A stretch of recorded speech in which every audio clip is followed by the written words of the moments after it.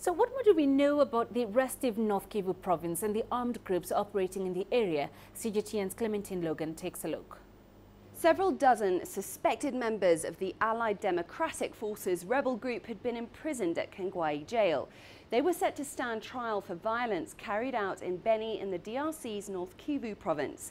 Since 2013, more than 700 civilians have been killed and around 60,000 people displaced in the area. The United Nations says the ADF has committed various human rights violations.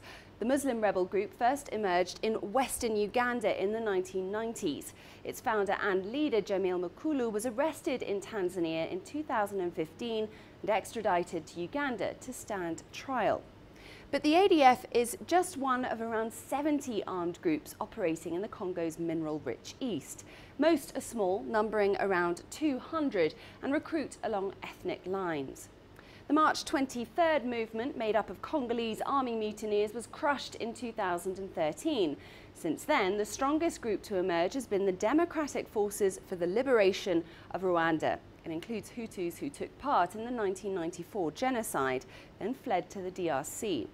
They're accused of numerous atrocities. The group's top commander was captured last year.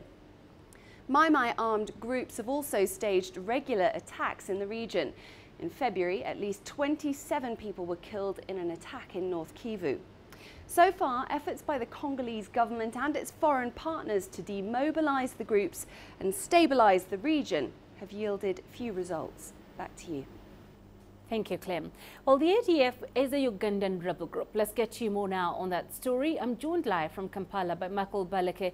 Michael, has Uganda officially responded to the news that many ADF fighters have escaped prison in the DRC? And can we expect assistance from Uganda in recapturing them?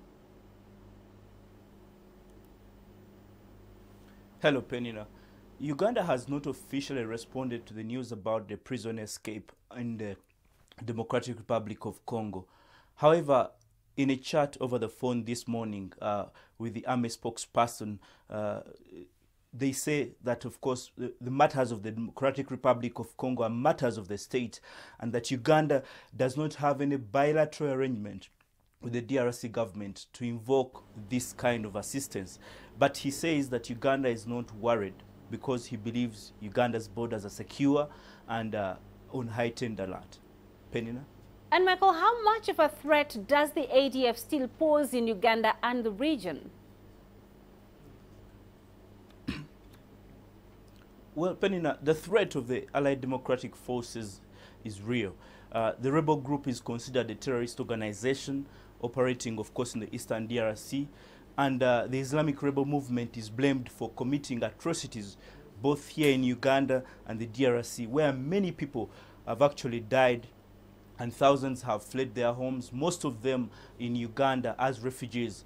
But the Uganda army says the threat from the ADF is considered minimal, especially after the capture of its leader and founder, Jamil Mukulu.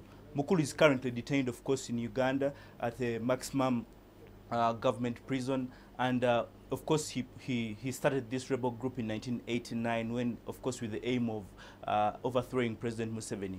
And with Uganda expecting to commence the construction of an oil pipeline from Hoima to Tanga port in Tanzania, President Museveni has since embarked on a massive training of a specialized force to deal with any security threat across Uganda's western border.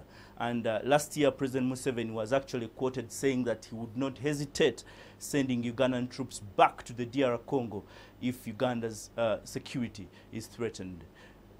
Penina? All right, Michael Baleke live for us in Kampala. Thank you.